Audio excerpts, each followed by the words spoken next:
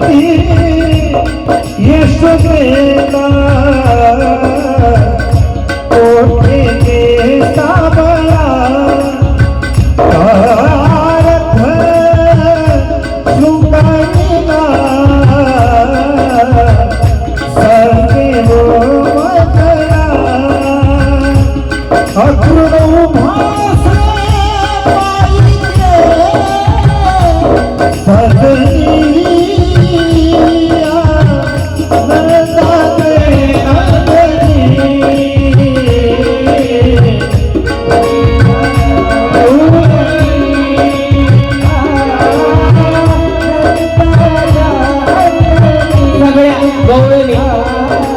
निघालेले आहे.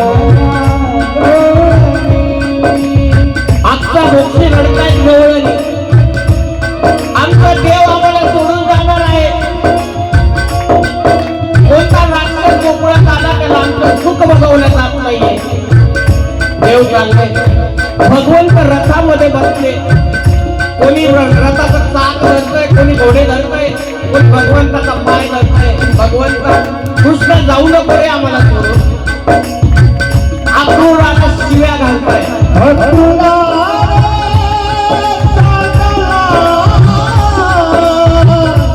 तुझ कोणी हाय घात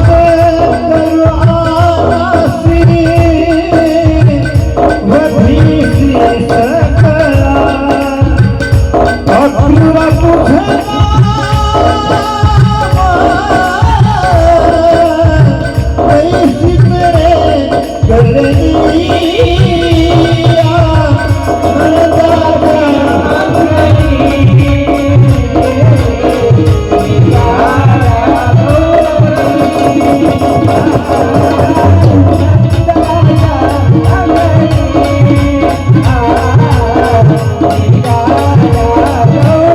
गवळणी निघाल्या. अक्रूरा सांडाळा तुझं कोणी धाडले? तुला कोणी पाठवलं? तुला आमचं सुख बघवलं गेलं नाही का? का भगवंत आमच्यापासून घेऊन चाललाय? भगवंताने सगळ्यांना आवडलं.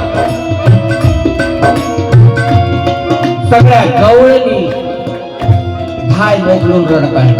देव चाललेला आहे त्यांच्यातलं. देव भगवंता नको रे जाय. काय चुकलं रे? तुला काय चोरी करायची कर ना देवा. किती माठ फोडायचे फोड. आता आम्ही यशोदेकडे घराला घेऊन जाणार नाही. चूक झाली आमची, पण आम्हाला सोडून जाऊ नको. भगवंत निघाले. अक्रूराने रथाचे घोडे जुंपले, लगाम हातात घेतले. रथ सज्ज झालेला आहे. बऱ्याच गवळणी रथापुढे आडव्या झाल्या. भगवंताने सगळ्यांना बाजूला केलं. रथ निघाला. गोकुळ सुन्न पडलं. शोक कळा गोकुळात पसरली. सगळ्या गवळणी म्हणाले की मथुरेच्या गवळणी किती भाग्यवान असतील की उगवणारा सूर्य साक्षात भगवंताचं दर्शन त्यांना होणार आहे. कृष्ण त्यांना दिसणार आहे. आपण आभागी ठरलो. कृष्णाला इतका जीव लावून सुद्धा कृष्ण गोकुळ सोडून गेला. म्हणून एकदा देव ताब्यात आल्यावर कधी सोडू नका. देवाला पकडून ठेवा. मथुरेमध्ये प्रवेश केला. मथुरा ही हिरे माणिक मोत्याने सजवलेली नगरी होती आणि कंसाची नगरी असल्यामुळे तिथे कंसाची दहशत होती, धाक होता. अक्रूराला सांगितलं, काका आम्ही रथातनं इथं उतरतो, आम्ही पूर्ण मथुरा बघतो आणि मग येतो. उतरले. रथ निघून गेला. समोरून एक दासी पूर्ण शरीरामध्ये वाकडी झालेली, अर्धांगवायू सारखं आणि चंदन घेऊन निघाली होती कंसाच्या वाड्याकडे. कृष्णाने बघितलं, सुगंध दरवळला. गवळणीला विचारलं, हे इतकं सुगंधी चंदन कोणासाठी? ती म्हणाली, ह्या मथुरेचा राजा कंस.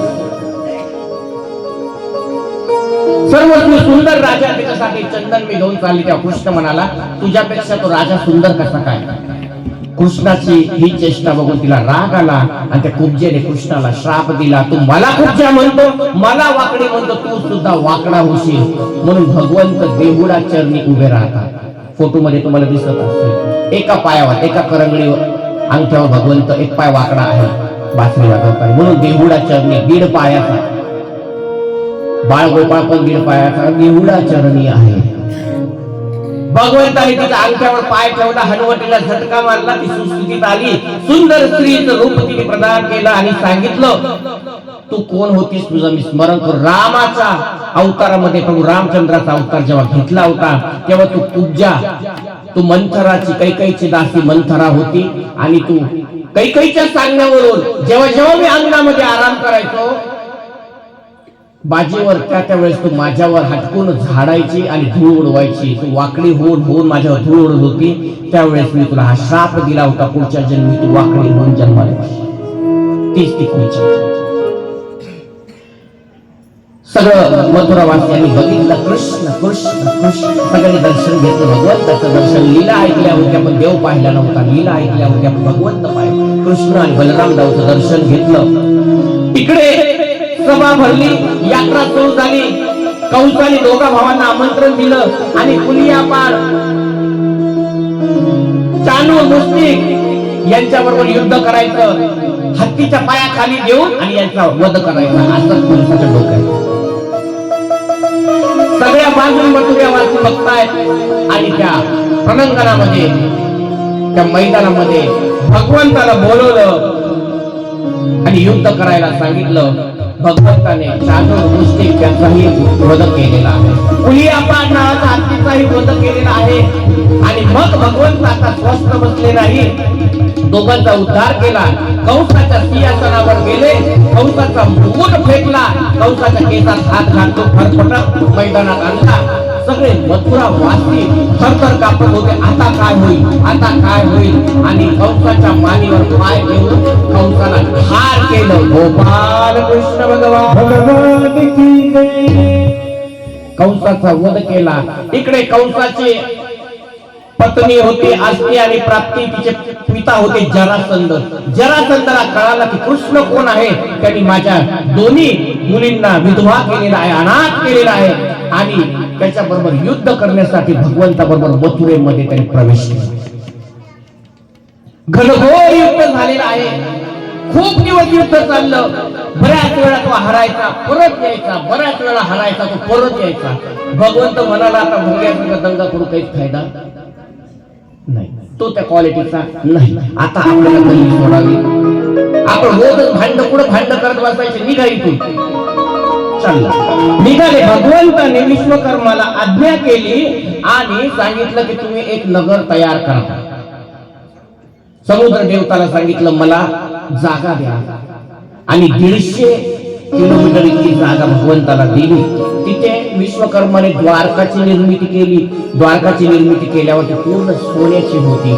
चारी पाच बाजूने त्याला द्वार होते आणि सगळे लोक नगरात त्या द्वारकेत घेऊन गेले, तिथं बसवले. सगळ्या लोकांना आनंद वाटला. मथुरापेक्षाही सुंदर नगरी ही, चारी बाजूनी द्वार आहे. किती द्वार आहे ना, सगळे म्हणायचे द्वारका द्वारका द्वारका, म्हणजे दरवाजा कुठं आहे, महाद्वार कुठं आहे, म्हणून तिला द्वारका नाव पडलं. अशी ही द्वारका. आणि या द्वारकेमध्ये भगवंत सिंहासनावर विराजमान झाले, राज्यकारभार सांभाळू लागले.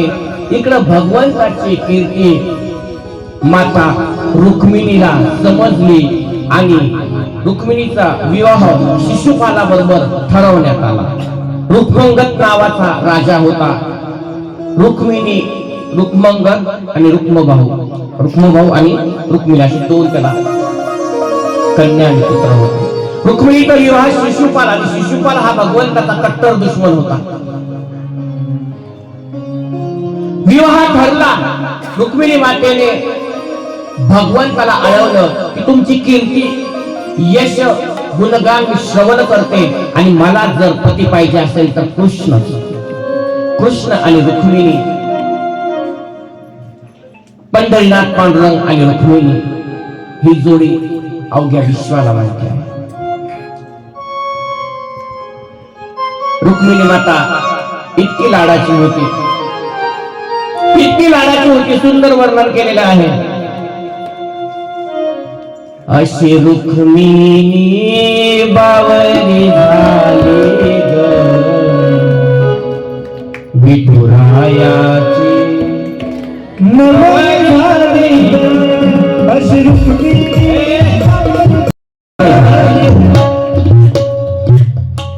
आपण बँडवाले का त्यांनी काय ठेका घेतला मार वाजवा मग काय ठेका घेतला होता असं सुटता का तसं नवर तो सुटला अशी रुक्मिणी बावरी झाली ग रुक्मिणी बावरी झाली विठुरायाची नवरी झाली ग विठुरायाची नवरी झाली ग विठुरायाची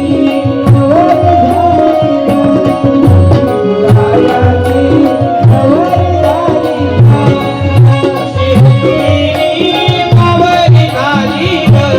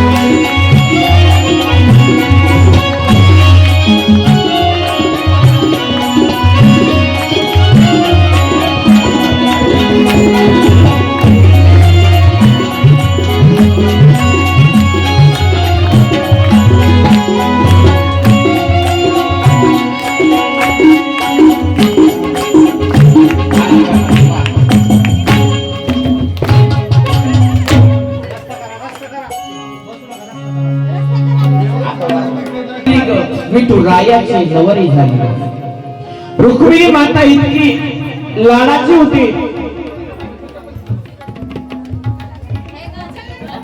इतकी लाडाची होती आणि शिशुपालाबरोबर रुक्मिणी मातेचा विवाह.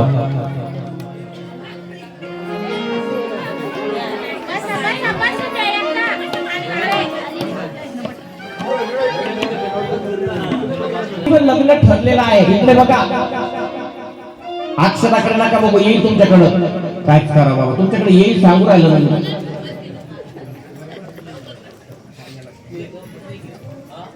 मंडप सजला, तोरण लागले. रुक्मिणी मातेला मेहंदी लागलेली आहे.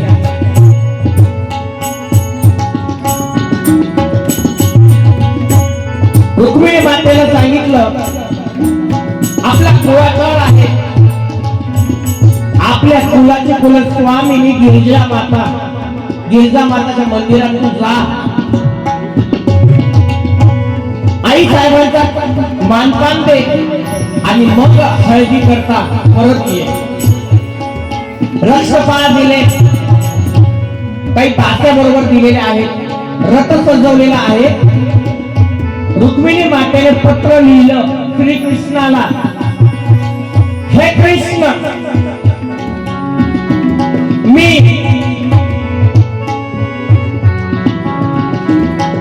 भीष्मक राजाची कन्या रुक्मिणी तुमचं गुणगान, तुमचं चरित्र, तुमची लीला आणि पराक्रम ऐकून मी भारावून गेलेली आहे. रुक्मिणी माता पत्र लिहित आहे.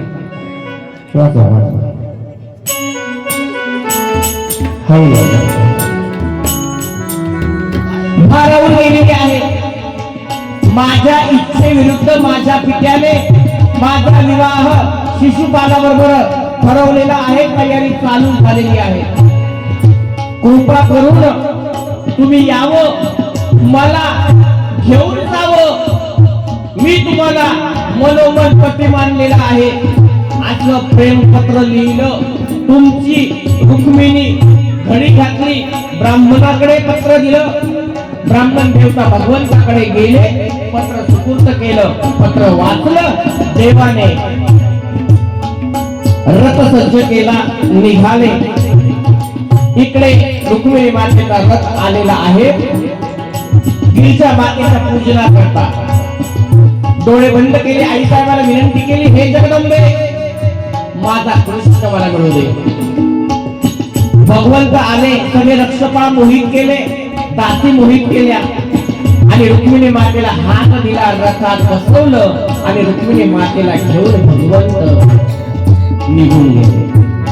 जगाच्या पाठीवर पहिलं प्रेम पत्र आणि पहिलं स्वयंवर हे भगवान श्रीकृष्णाने केलं होतं.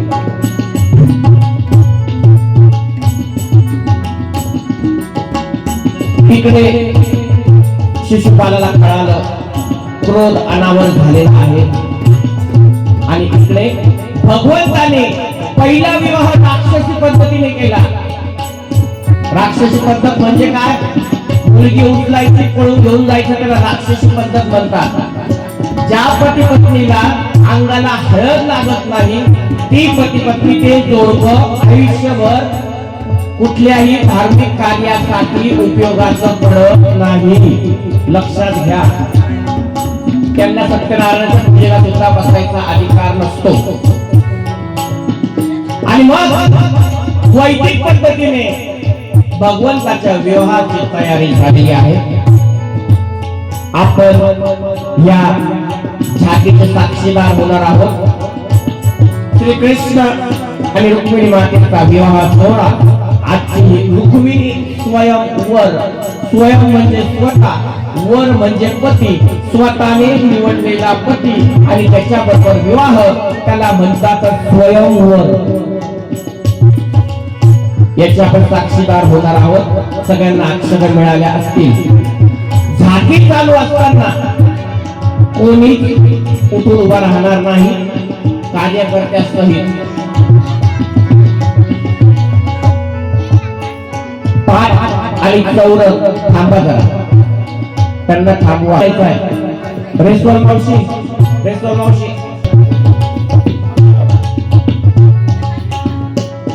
गुरुजी तुमची ड्युटी चालू होती आता, या पुढं फक्त उभे तर करा, बाकी आम्ही सांभाळतो. हार आणलेत का? घ्या. अंतरपाठ धरणाऱ्यांनी टोप्या घ्या. स्वागत कृष्ण, चला स्वागत कृष्ण, स्वागत कृष्ण, कृष्ण सुस्वागतं कृष्ण, सुस्वागतं कृष्ण, सुस्वागतं कृष्ण. हे स्वागतं सुस्वागतं शरणागतं कृष्ण,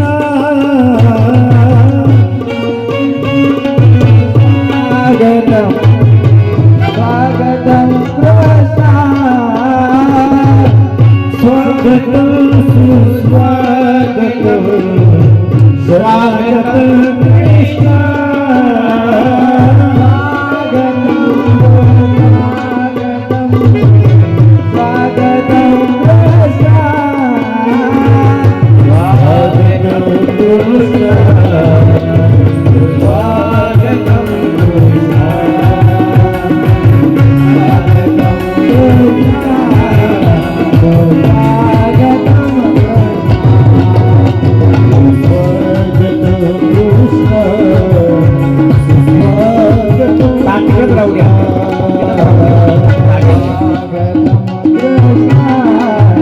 सगळ्यांना अक्षता मिळाला असेल. चला नवरीच्या मागे कोण उभं आहे? उभं राहताना विचार करा, कन्यादान करायला मागे फिरले तर देव आणि मग तुम्ही. चला अक्षता मिळाल्यात का? आता रुक्मिणी सरोवरची झाकी होईल, आहेर होतील, आरती होईल, प्रसाद घेतल्याशिवाय कोणी जाऊ नये.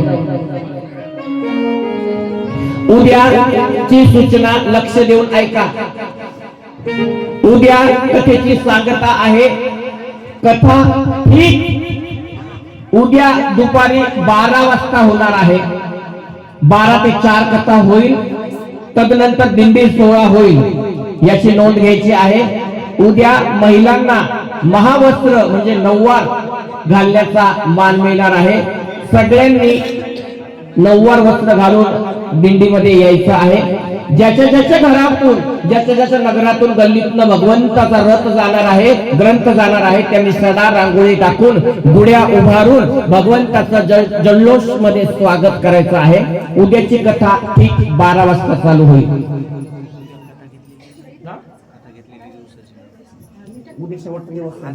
आजची पण बुडली नाही. शुभमंगल सावधान सावधान, शुभमंगल सावधान,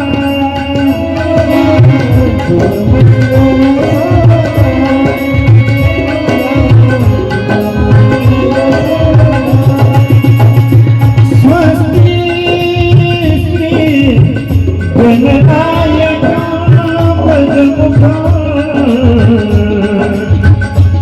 मोरेश्वर सिद्धिदा पदर घ्या, पदर घ्या. मुरुडा विनायक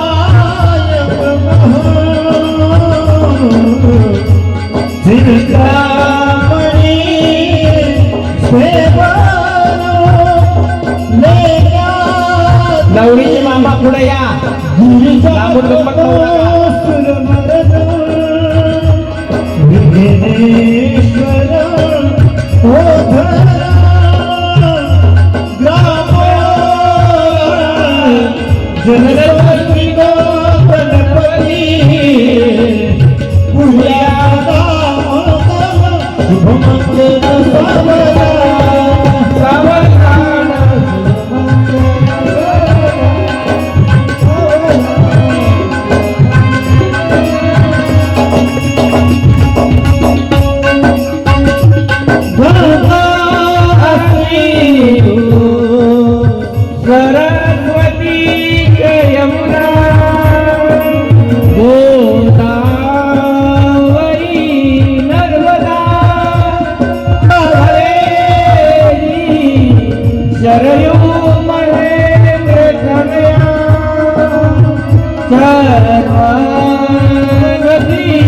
वेदिका श्रीकावे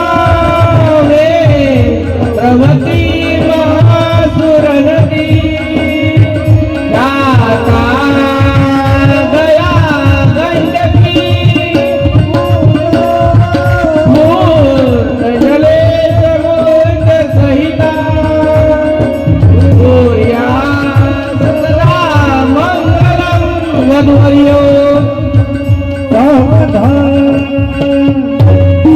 शुभ मंगल सावधान सावधान शुभ मंगल सावधान राजा भी मकरुनी समयी देखो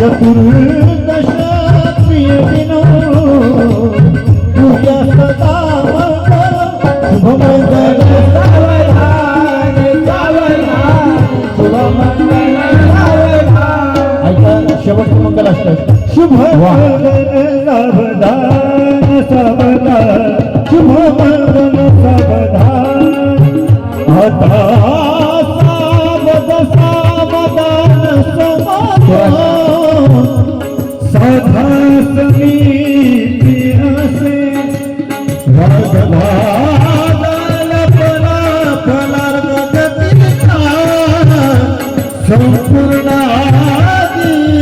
असे भावे सद्गुरुचे पदा भुज धरा तिथे स्मरा सावध दो पक्षी कुलदेवता वधूवरा पूजा सदा वंदन शुभ मंगल सावधान सावधान शुभ मंगल सावधान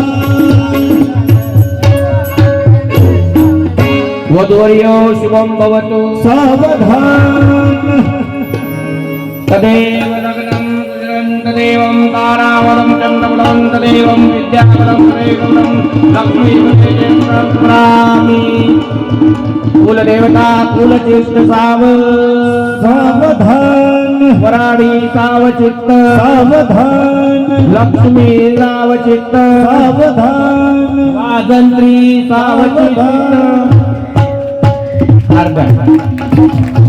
ऑक्सन सताद्या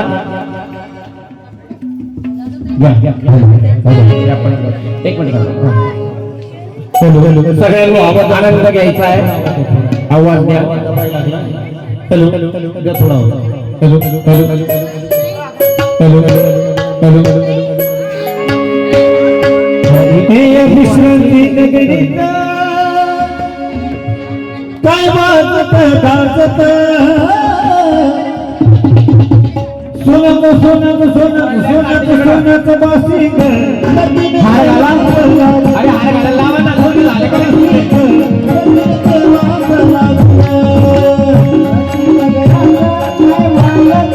औषध ताणलेली का आता? ताण डोळा लावला. सोन्याचं सोन्याचं सोन्याचं सोन्याचं सोन्याचं सोन्याचं सोन्याचं बाजी ग.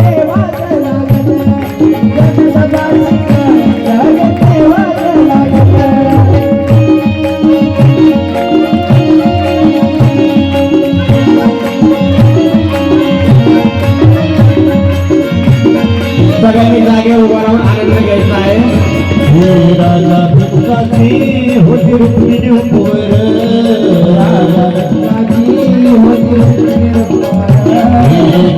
पत्रिका तिने देशो देशोवर